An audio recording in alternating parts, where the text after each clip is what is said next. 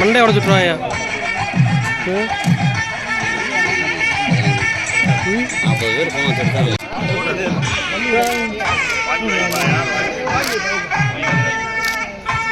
கல்ல பிடிச்சிடுறேன். அண்ணே கயிறு ஆடியா அந்த உட்காருங்கண்ணே, கீழே உட்காருங்க, கீழே உட்காருங்க.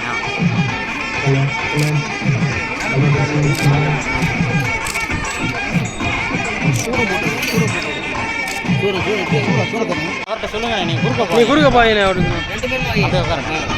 ஸ்கூலும் நம்மளுக்கு சேர்க்கப்பட்டு இப்போ 4 கிளாஸ் ரூம் கட்டுறதுக்கு கிட்டத்தட்ட 84 லட்சம் மதிப்பீடில் இந்த பணிகள் வந்து துவங்கி கிட்டத்தட்ட 5 மாசத்துக்குள்ளேயே இந்த வேலைகள் வந்து முடிவடைய பெறும்.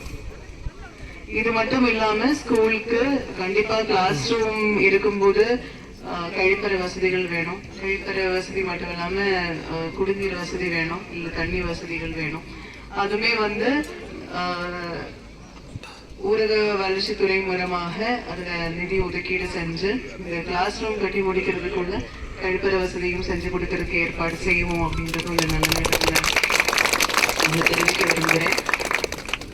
ரோட்ல வரும்போது அந்த ஸ்கூல் எக்ஸிஸ்டிங் ஸ்கூல் வந்து அங்கிருக்கு, அங்கிருந்து ரொம்ப தூரத்துல ஸ்கூல் இருக்கும் அப்படின்னு. தமிழ்நாட்டை இப்பொழுது மத்தியில் இருக்கக்கூடிய அரசு மாற்றாந்தாரி பிள்ளைகளை கூட நடத்துகிறது.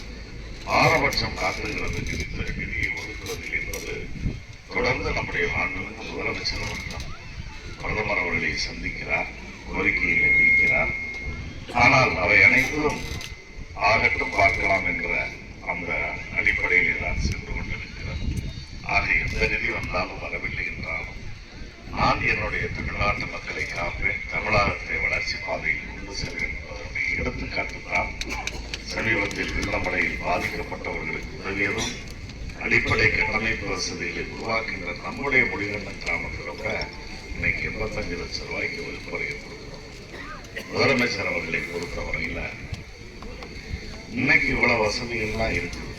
பள்ளிக்கூடத்துக்கு வர்ற பிள்ளைகளுக்கு வகுப்பறைகள் நவீன முறைகளை கட்டித்தருவது, அவர்களுக்கான வசதிகள். கூட தலைவர் இந்த 4 வகுப்பறை வந்தது இருக்கட்டும், இன்னும் தேவைகள்னு சொல்லி இன்னும் 4-5 வகுப்பறை தேவைன்னு கோரிக்கை. காளிமுத்து அவர்களே, முகமது கனி அவர்களே